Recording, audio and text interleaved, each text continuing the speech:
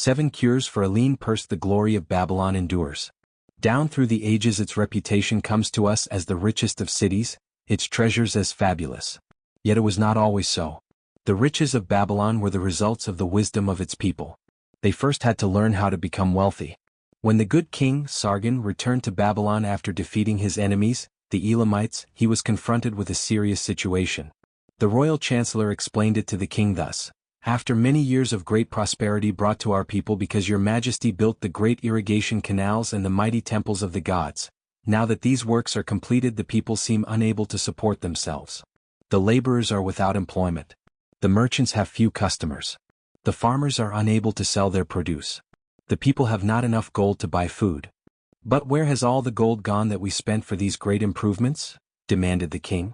"It has found its way, I fear," responded the chancellor, "into the possession of a few very rich men of our city. It filtered through the fingers of most our people as quickly as the goat's milk goes through the strainer. Now that the stream of gold has ceased to flow, most of our people have nothing for their earnings." The king was thoughtful for some time. Then he asked, "Why should so few men be able to acquire all the gold?" "Because they know how," replied the chancellor. "One may not condemn a man for succeeding because he knows how. Neither may one with justice take away from a man what he has fairly earned, to give to men of less ability." "But why?" demanded the king. "Should not all the people learn how to accumulate gold and therefore become themselves rich and prosperous?" "Quite possible, your excellency. But who can teach them?" "Certainly not the priests, because they know naught of money-making." "Who knows best in all our city how to become wealthy, Chancellor?" asked the king. "Thy question answers itself, your majesty. Who has amassed the greatest wealth in Babylon?" "Well said, my able chancellor. It is Arkad. He is richest man in Babylon. Bring him before me on the morrow." Upon the following day, as the king had decreed, Arkad appeared before him, straight and sprightly despite his 60 years and 10. "Arkad," spoke the king, "is it true thou art the richest man in Babylon?" "So it is reported, your majesty, and no man disputes it. How becamest thou so wealthy?" "By taking advantage of opportunities available to all citizens of our good city." "Thou hadst nothing to start with?" "Only a great desire for wealth. Besides this, nothing." "Arkad," continued the king, "our city is in a very unhappy state because a few men know how to acquire wealth and therefore monopolize it, while the mass of our citizens lack the knowledge of how to keep any part of the gold they receive. It is my desire that Babylon be the wealthiest city in the world. Therefore it must be a city of many wealthy men. Therefore we must teach all the people how to acquire riches. Tell me, Arkad, is there any secret to acquiring wealth? Can it be taught?" 17. "It is practical, your majesty. That which one man knows can be taught to others." The king's eyes glowed. "Arkad, thou speakest the words I wish to hear. Wilt thou lend thyself to this great cause? Wilt thou teach thy knowledge to a school for teachers, each of whom shall teach others until there are enough trained to teach these truths to every worthy subject in my domain?" Arkad bowed and said, "I am thy humble servant to command. Whatever knowledge I possess will I gladly give for the betterment of my fellow men and the glory of my king. Let your good chancellor arrange for me a class of 100 men and I will teach to them those 7 cures which did fatten my purse, than which there was none leaner in all Babylon." A fortnight later, in compliance with the king's command, the chosen 100 assembled in the great hall of the Temple of Learning, seated upon colorful rings in a semicircle. Arkad had small tabaret upon which smoked a sacred lamp sending forth a strange and pleasing odor. "Behold the richest man in Babylon," whispered a student, nudging his neighbor as Arkad arose. "He is but a man even as the rest of us. As a dutiful subject of our great king," Arkad began, "I stand before you in his service. Because once I was a poor youth who did greatly desire gold, and because I found knowledge that enabled me to acquire it, he asks that I impart unto you my knowledge. I started my fortune in the humblest way. I had no advantage not enjoyed as fully by you and every citizen in Babylon. The first storehouse of my treasure was a well purse. I loathed its useless emptiness. I desired it be round and full, clinking with the sound of gold. Therefore I sought every remedy for a lean purse. I found 7. To you, who are assembled before me, shall I explain the 7 cures for a lean purse which I do recommend to all men who desire much gold. Each day for 7 days will I explain to you one of the 7 remedies. Listen attentively to the knowledge that I will impart. Debate it with me. Discuss it among yourselves. Learn these lessons thoroughly, that ye may also plant in your own purse the seed of wealth. First must each of you start wisely to build a fortune of his own. Then wilt thou be competent, and only then, to teach these truths to others. I shall teach to you in simple ways how to fatten your purses. This is the first step leading to the temple of wealth, and no man may climb who cannot plant his feet firmly upon the first step. We shall now consider the first cure. The first cure: start thy purse to fattening. Arkad addressed a thoughtful man in the second row. My good friend, at what craft workest thou? I, replied the man, am a scribe and carve records upon the clay tablets. Even at such labor did I myself earn my first coppers. Therefore, thou hast the same opportunity to build a fortune. He spoke to a florid-faced man farther back. Pray tell also, what dost thou to earn thy bread? I, responded this man, am a meat butcher. I do buy the goats the farmers raise and kill them and sell the meat to the housewives and the hides to the sandal makers. Because thou dost also labor and earn, thou hast every advantage to succeed that I did 18 possess. In this way did Arkad proceed to find out how each man labored to earn his living. When he had done questioning them, he said, Now, my students, ye can see that there are many trades and labors at which men may earn coins. Each of the ways of earning is a stream of gold from which the worker doth divert by his labors a portion to his own purse. Therefore into the purse of each of you flows a stream of coins, large or small according to his ability. Is it not so? Thereupon they agreed that it was so. Then, continued Arkad, if each of you desireth to build for himself a fortune, is it not wise to start by utilizing that source of wealth which he already has established? To this they agreed. Then Arkad turned to a humble man who had declared himself an egg merchant. If thou select one of thy baskets and put into it each morning 10 eggs and take out from it each evening 9 eggs, what will eventually happen? It will become in time overflowing. Why? Because each day I put in 1 more egg than I take out. Arkad turned to the class with a smile. Does any man here have a lean purse? First they looked amused. Then they laughed. Lastly they waved their purses in jest. All right, he continued. Now I shall tell thee the first remedy I learned to cure a lean purse. Do exactly as I have suggested to the egg merchant. For every 10 coins thou placest within thy purse, take out for use but 9. Thy purse will start to fatten at once, and its increasing weight will feel good in thy hand and bring satisfaction to thy soul. Deride not what I say because of its simplicity. Truth is always simple. I told thee I would tell how built my fortune. This was my beginning. I too carried a lean purse and cursed it because there was not 10 I put in, it began to fatten. So will thine. Now I will tell a strange truth, the reason for which I know not. When I ceased to pay out more than 9/10 of my earnings, I managed to get along just as well. I was not shorter than before. Also, ere long did coins come to me more easily than before. Surely it is a law of the gods that unto him who keepeth and spendeth not a certain part of all his earnings, shall gold come more easily. Likewise him whose purse is empty does gold avoid. Which desirest thou the most? Is it the gratification of thy desires of each day, a jewel, a bit of finery, better raiment, more food, things quickly gone and forgotten? Or is it substantial belongings, gold, lands, herds, merchandise, income-bringing investments? The coins thou takest from thy purse bring the first. The coins thou leavest within it will bring the latter. This, my students, was the first cure I did discover for my lean purse. For each 10 coins I put in, to spend but 9. Debate this amongst yourselves. If any man proves it untrue, tell me upon the morrow when we shall meet again. The second cure: control thy expenditures. 19. Some of your members, my students, have asked me this. How can a man keep 1/10 of all he earns in his purse when all the coins he earns are not enough for his necessary expenses? So did Arkad address his students upon the second day. Yesterday how many of thee carried lean purses? All of us, answered the class. Yet thou do not all earn the same. Some earn much more than others. Some have much larger families to support. Yet all purses were equally lean. Now I will tell thee an unusual truth about men and sons of men. It is this, that what each of us calls our necessary expenses will always grow to equal our incomes unless we protest to the contrary. Confuse not the necessary expenses with thy desires. Each of you, together with your good families, have more desires than your earnings can gratify. Therefore are thy earnings spent to gratify these desires insofar as they will go. Still thou retainest many ungratified desires. All men are burdened with more desires than they can gratify. Because of my wealth thinkest thou I may gratify every desire? 'Tis a false idea. There are limits to my time. There are limits to my strength. There are limits to the distance I may travel. There are limits to what I may eat. There are limits to the zest with which I may enjoy. I say to you that just as weeds grow in a field wherever the farmer leaves space for their roots, even so freely do desires grow in men whenever there is a possibility of their being gratified. Thy desires are a multitude, and those that thou mayest gratify are but few. Study thoughtfully thy accustomed habits of living. Herein may be most often found certain accepted expenses that may wisely be reduced or eliminated. Let thy motto be 100% of appreciated value demanded for each coin spent. Therefore, engrave upon the clay each thing for which thou desireth to spend. Select those that are necessary and others that are possible through the expenditure of 9/10 of thy income. Cross out the rest and consider them but a part of that great multitude of desires that must go unsatisfied, and regret them not. Budget then thy necessary expenses. Touch not the 1/10 that is fattening thy purse. Let this be thy great desire that is being fulfilled.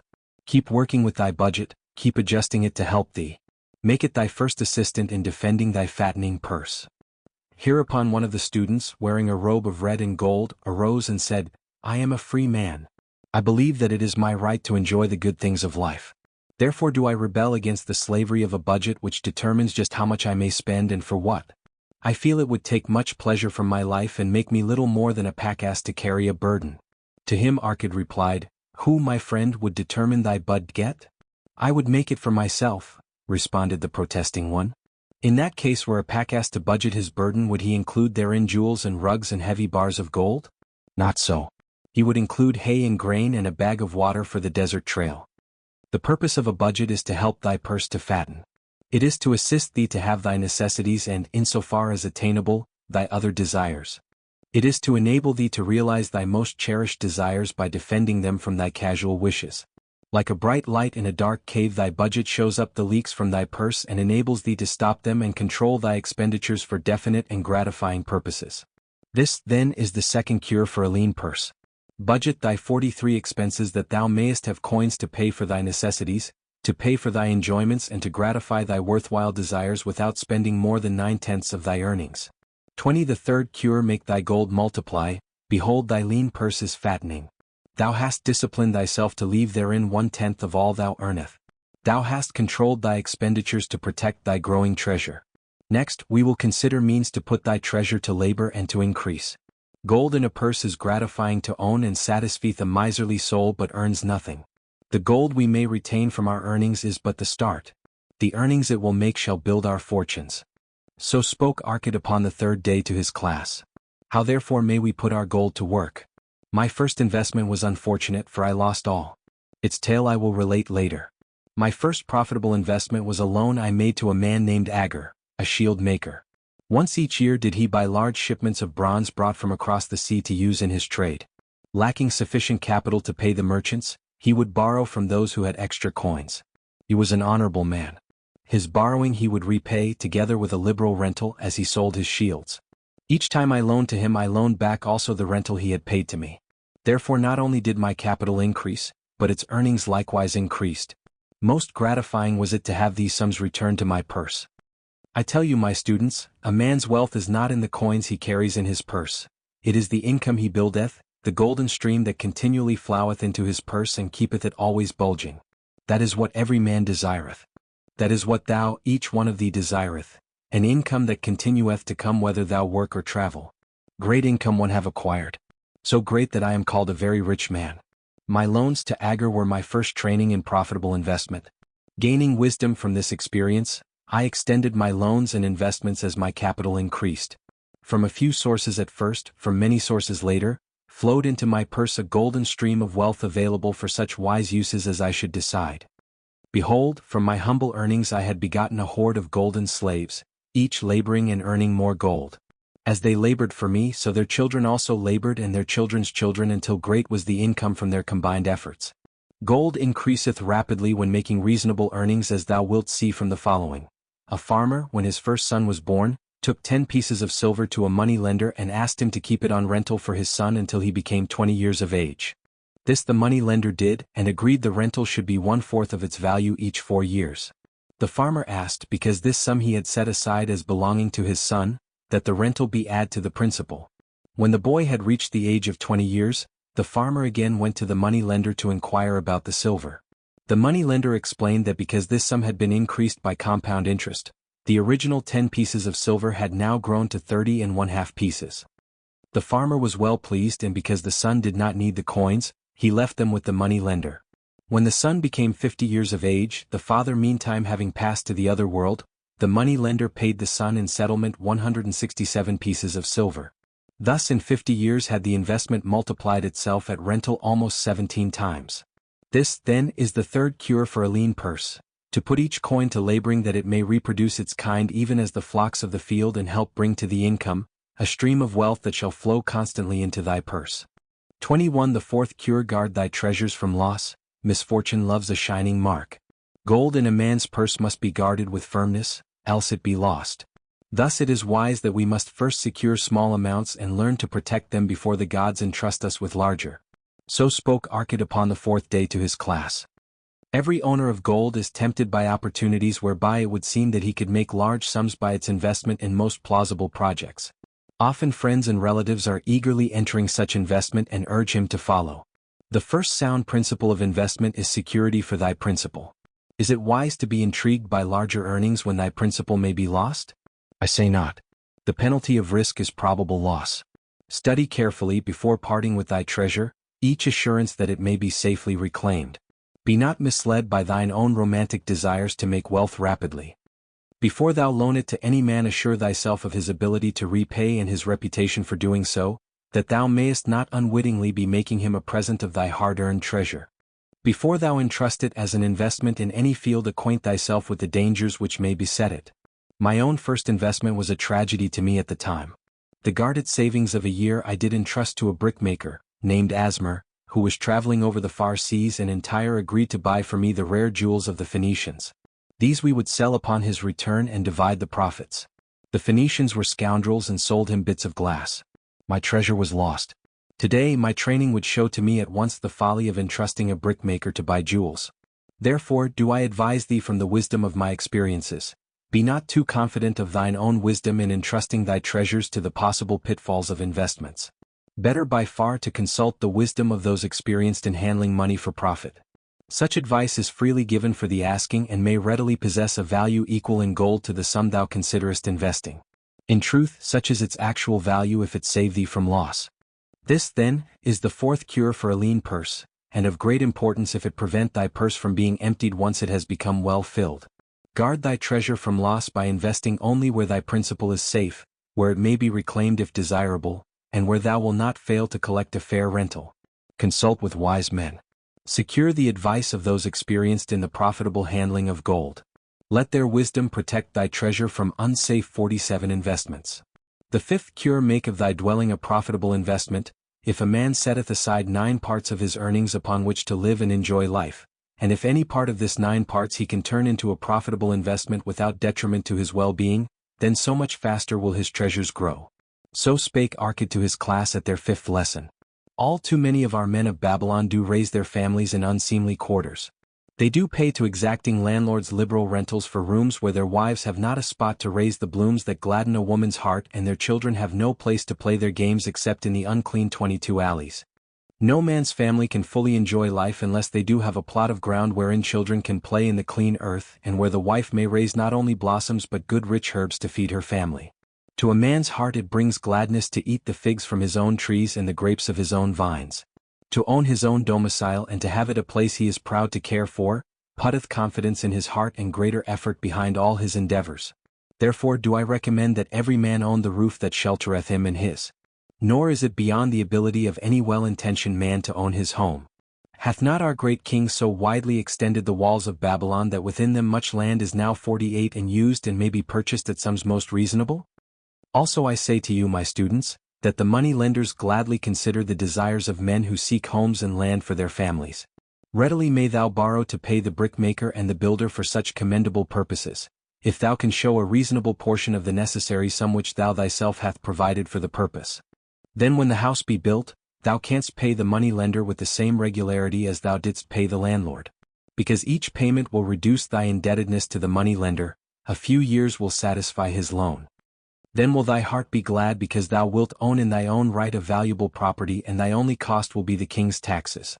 Also wilt thy good wife go more often to the river to wash thy robes, that each time returning she may bring a goatskin of water to pour upon the growing things.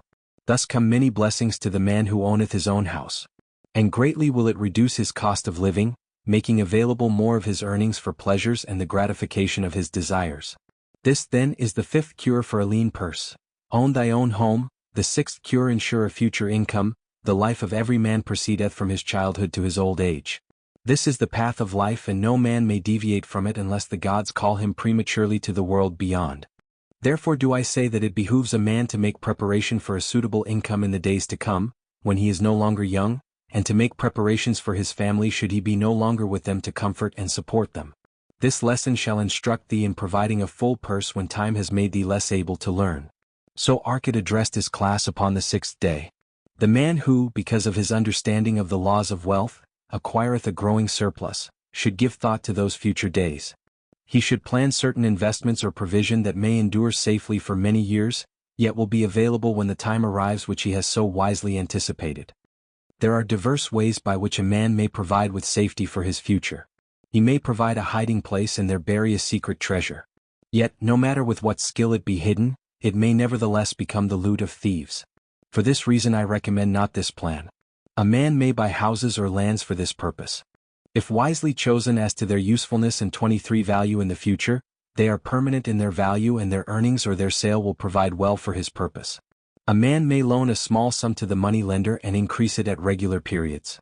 The rental which the money lender adds to this will largely add to its increase. I do know a sandal maker, named Anson, who explained to me not long ago that each week for 8 years he had deposited with his money lender 2 pieces of silver. The money lender had but recently given him an accounting over which he greatly rejoiced.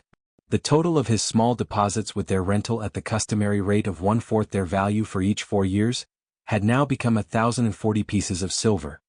I did gladly encourage him further by demonstrating to him with my knowledge of the numbers that in 12 years more, if he would keep his regular deposits of but 2 pieces of silver each week, the money lender would then owe him 4,000 pieces of silver, a worthy competence for the rest of his life. Surely, when such a small payment made with regularity doth produce such profitable results, no man can afford not to ensure a treasure for his old age and the protection of his family, no matter how prosperous his business and his investments may be. I would that I might say more about this. In my mind rests a belief that someday wise thinking men will devise a plan to insure against death whereby many men pay in but a trifling sum regularly, the aggregate making a handsome sum for the family of each member who passeth to the beyond. This do I see as something desirable and which I could highly recommend. But today it is not possible because it must reach beyond the life of any man or any partnership to operate. It must be as stable as the king's throne. Some day do I feel that such a plan shall come to pass and be a great blessing to many men, because even the first small payment will make available a snug fortune for the family of a member should he pass on. But because we live in our own day and not in the days which are to come, must we take advantage of those means and ways of accomplishing our purposes. Therefore do I recommend to all men, that they, by wise and well thought out methods, do provide against a lean purse in their mature years. For a lean purse to a man no longer able to earn or to a family without its head is a sore tragedy. This, then, is the sixth cure for a lean purse. Provide in advance for the needs of thy growing age and the protection of thy family. The seventh cure: increase thy ability to earn. This day do I speak to thee, my students, of one of the most vital remedies for a lean purse. Yet, I will talk not of gold but of yourselves, of the men beneath the robes of many colors who do sit before me. I will talk to you of those things within the minds and lives of men which do work for or against their success. So did Arkad address his class upon the seventh day.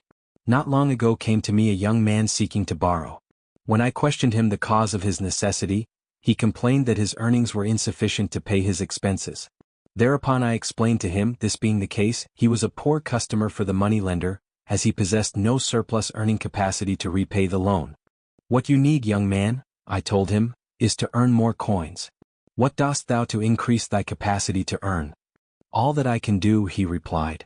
6 times within 2 moons have I approached my master to 24 request my pay be increased, but without success. No man can go oftener than that.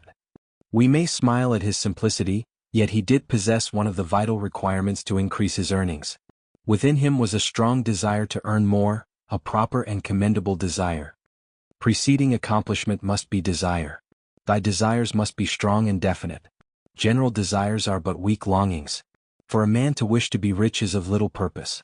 For a man to desire 5 pieces of gold is a tangible desire which he can press to fulfillment. After he has backed his desire for 5 pieces of gold with strength of purpose to secure it, next he can find similar ways to obtain 10 pieces and then 20 pieces and later 1,000 pieces, and behold, he has become wealthy. In learning to secure his one definite small desire, he hath trained himself to secure a larger one. This is the process by which wealth is accumulated, first in small sums, then in larger ones as a man learns and becomes more capable. Desires must be simple and definite. They defeat their own purpose should they be too many, too confusing, or beyond a man's training to accomplish. As a man perfecteth himself in his calling, even so doth his ability to earn increase. In those days when I was a humble scribe carving upon the clay for a few coppers each day, I observed that other workers did more than I and were paid more. Therefore did I determine that I would be exceeded by none. Nor did it take long for me to discover the reason for their greater success. More interest in my work, more concentration upon my task, more persistence in my effort, and, behold, few men could carve more tablets in a day than I. With reasonable promptness my increased skill was rewarded, nor was, the more of wisdom we know, the more we may earn. That man who seeks to learn more of his craft shall be richly rewarded. If he is an artisan, he may seek to learn the methods and the tools of those most skillful in the same line. If he laboreth at the law or at healing, he may consult and exchange knowledge with others of his calling. If he be a merchant, he may continually seek better goods that can be purchased at lower prices. Always do the affairs of man change and improve, because keen-minded men seek greater skill that they may better serve those upon whose patronage they depend. Therefore, I urge all men to be in the front rank of progress and not to stand still, lest they be left behind. Many things come to make a man's life rich with gainful experiences. Such things as the following: a man must do if he respect himself.